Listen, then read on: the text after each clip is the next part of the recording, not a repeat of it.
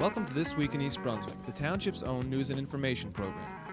This past week, the East Brunswick Library turned 20 years old, so Sunday it was the site of a big birthday party, complete with performances by a juggler, a clown, a folk singer, as well as several other singers and dancers. First up, we'll look in on the party and celebrate with the many visitors.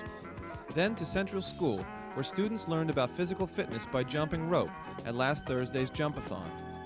Our regular features will include school news from East Brunswick School's information officer Amy Fisher, tips on preparing and trimming an Espalier tree from Pegi Ballister-Howells, Adrian Eisner's advice on choosing a real estate broker on Consumer Aware, plus our Township Council review. First, here's a look at next week on Channel 8. Monday at 10 a.m., work out problem areas through exercise with Lenore Kulik on Look Great, Feel Great. At 10:30, it's Reading Rainbow with host LeVar Burton. Tuesday at 7 p.m., LMX Kid Stuff explores origami, followed by sports talk and a look at a new idea in golf training with host John Megliero. Wednesday at 3 p.m., it's stories from the library. Then at 7:30, for art's sake and Dolly Vasta visit the New Jersey State Museum's exhibit on the Pinelands National Reserve, followed by the arts from the Middlesex County Cultural and Heritage Commission. About East Brunswick with the mayor returns next Thursday at 8:30 with guest Township Administrator Gregory Fehrenbach. And tune in next Thursday at 7 and 8 for another edition of This Week in East Brunswick. Now let's join in wishing the library a happy 20th birthday. Happy birthday to you. Happy birthday. East Brunswick folk singer Jay Elkins was just one of several hundred well-wishers who came to celebrate the 20th anniversary of the opening of the East Brunswick Public Library on Sunday. The ambitious celebration planned by the library staff featured dozens of performances and activities spread throughout the library. First up was a favorite with the kids, Bonabini the Clown. Lovable child of mine, pumpkin pie, angel puss, love of my life, my only reason for living. Please, dear, when you get a moment, and you have a chance, clean your room, clean your room, clean your room.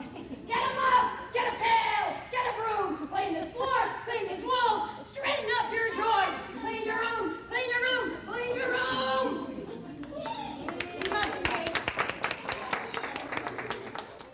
My name is Bonabini Tetrazzini Fettuccine Alfredo. I'm here to celebrate this Merry, Merry Christmas Day.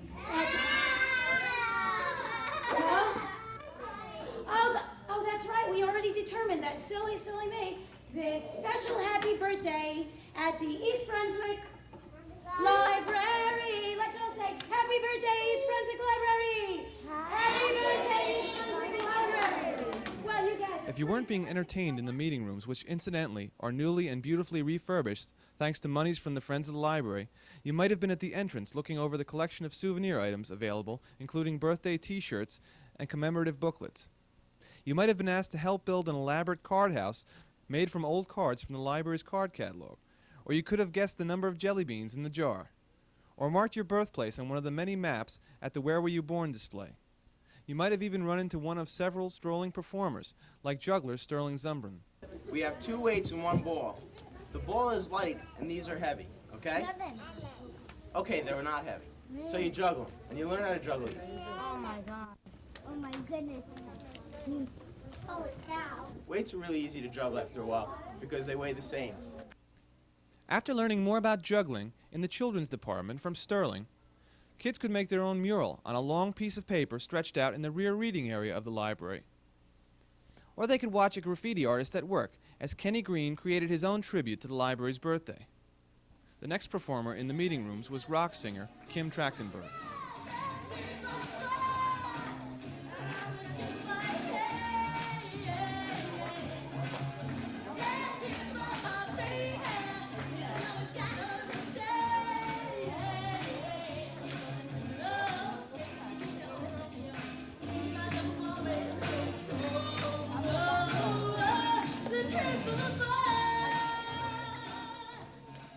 Kim was followed by a talented young group of dancers, George Warren's Junior Cats and Kittens.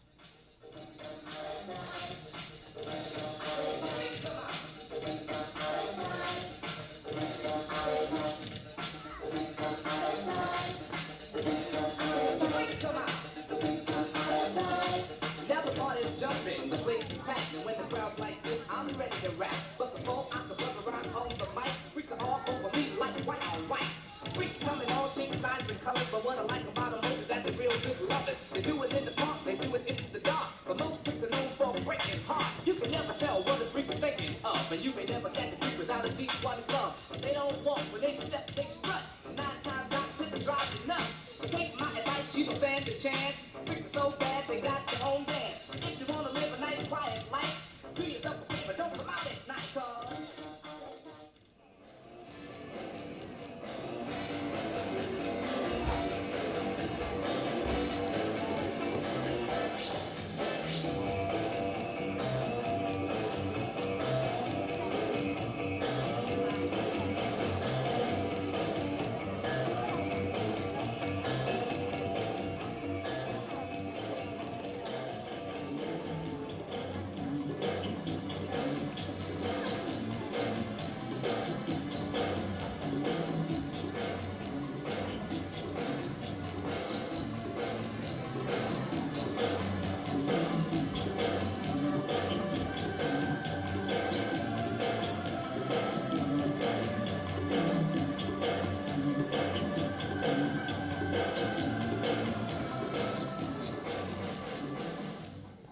Later, there was another form of dance, square dance, in the meeting rooms, as the Mary 8 Square Dancing Club performed their unique brand of dance for the crowd. Later, folk music was performed by the Folk Music Club of East Brunswick. Some sing higher, some sing out loud on telephone wire. Some just clap their hands, paws, or anything you got. Now, you got that? No, man. We better try it one more time just for practice. And you sing, you. As loud as you can. And you sing. Okay? So, all God's creatures got a place in the choir. Some sing low, some sing higher, some sing out loud on the telephone wire. Some just clap their hands, paws, or anything they got now. All God's creatures got a place in the choir. The day also included prizes awarded for the best birthday cards, a balloon launch, and a candle lighting ceremony. As we listen to the guitar work of Jay Elkins, we'll end with a few more scenes from the party.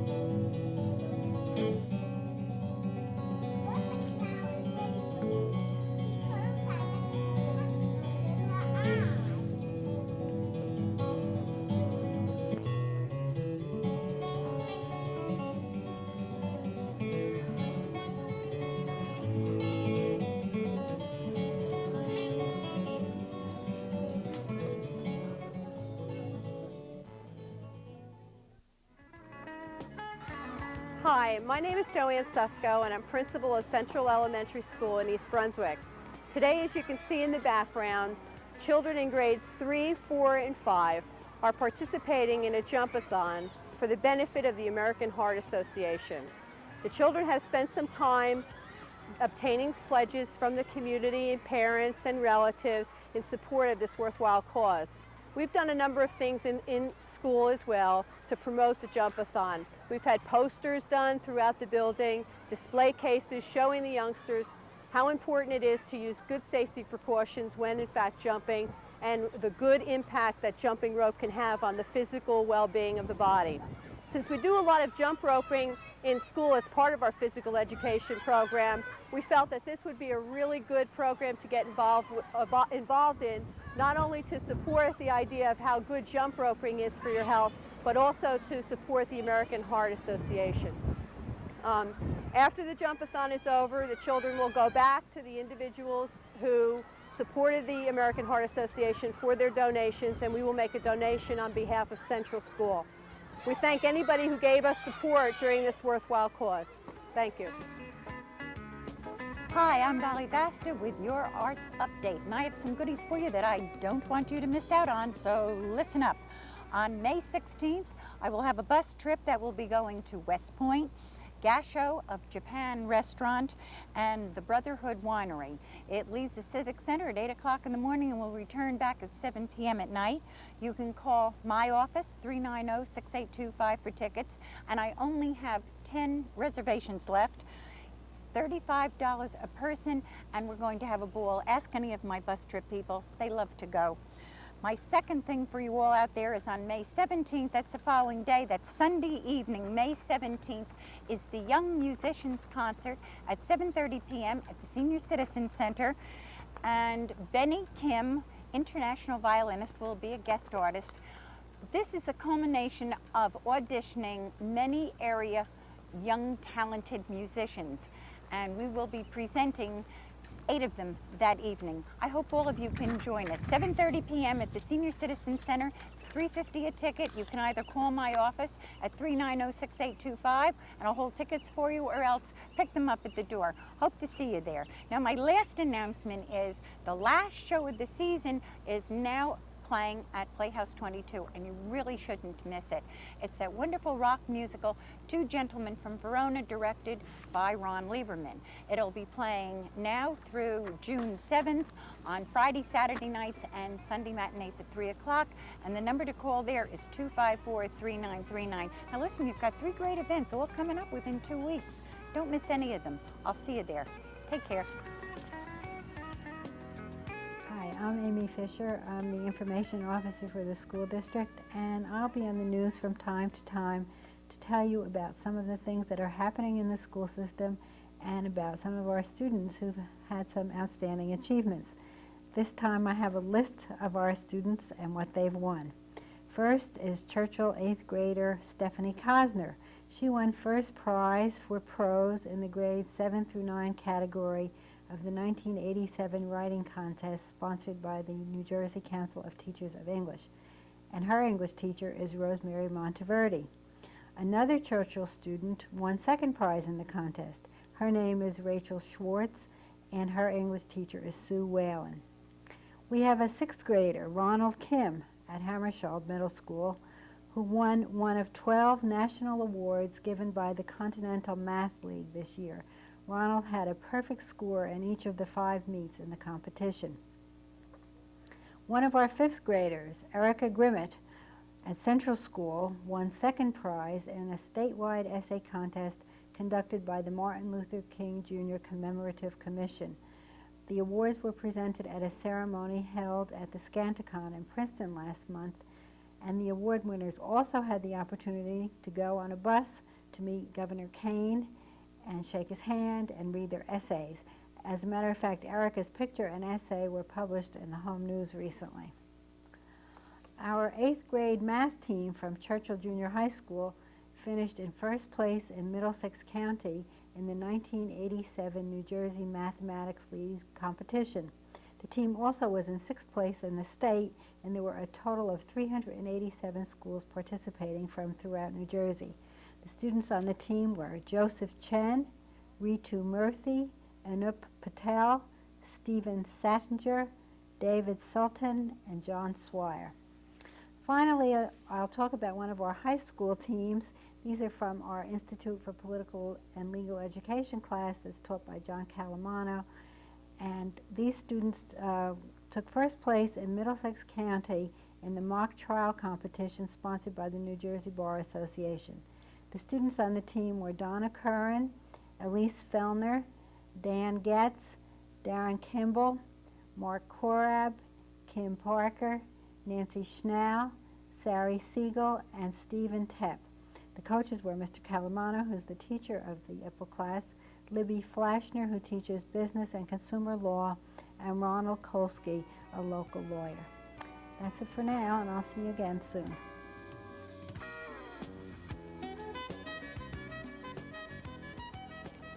This is Peggy Ballister-Howells, Middlesex County Agricultural Agent, and today we're going to talk about a very good technique for use in small gardens. It's the art of making an espalier. Now this is an espalier. It is a rose of Sharon bush or tree that is growing along this wall. Now this is a very small backyard garden, and trees take up a lot of space. To make an espalier means to prune the tree or the shrub so that it grows only on one plane. So you take off all the branches in front and all the branches in the behind so that it grows flat against the wall. This one will bloom all summer. It gets additional light being reflected off the white wall.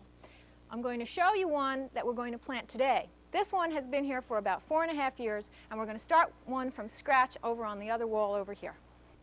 On the shady side of the garden, we're going to use a mountain laurel, which is a native tree that grows in woods around in the state of New Jersey and is very tolerant of shade. You can see we've already planted it. The back of the root ball has been pruned so it can go flat up against the wall or as close to the wall as possible. You can get away with this major root pruning because we're now going to prune a whole lot off of the top. The idea is to save the branches that are parallel with the wall. Now certainly these back here are very close to the wall and will be easily trained to go up the wall. Something like this small one, which sticks out totally in the wrong direction, would definitely be pruned off. Now we're going to do the rest of the pruning to get as many of these branches flush up against the wall as possible, and we'll show you the finished product. All right, this is the last branch that we're removing. You can see that the mountain laurel is significantly smaller than it was before, but that the branches that are left will be fairly parallel up against the wall. We'll put a few anchors into the concrete, which won't be so easy, but we'll get them in there, and then secure these branches up to the anchors so that it will continue to grow flush against the wall. And that's how you make an espalier. This is Peggy Ballister-Howells, Middlesex County Agricultural Agent. We'll see you next week.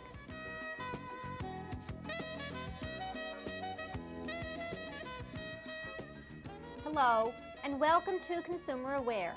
I'm Adrienne Eisner, Director of the East Brunswick Consumer Affairs Office. If you are selling or buying a home, you may want to consider using a real estate broker. Although you are not required to use a broker, many consumers do. The following information may help you decide whether you want to work with one, and if you do, what services and terms you may want to arrange. You can find real estate brokers through friends, advertisements, and the Yellow Pages. Before selecting a real estate broker to help sell your home, you first may want to interview brokers from several firms. At an initial meeting with each broker, you may want to ask these questions. What are the current asking and sales prices for homes that are comparable to mine? What sales price do you suggest for my home, and why? What financing packages are you aware of, and what special financing terms could I, as the seller, offer the buyer? Is your commission rate negotiable?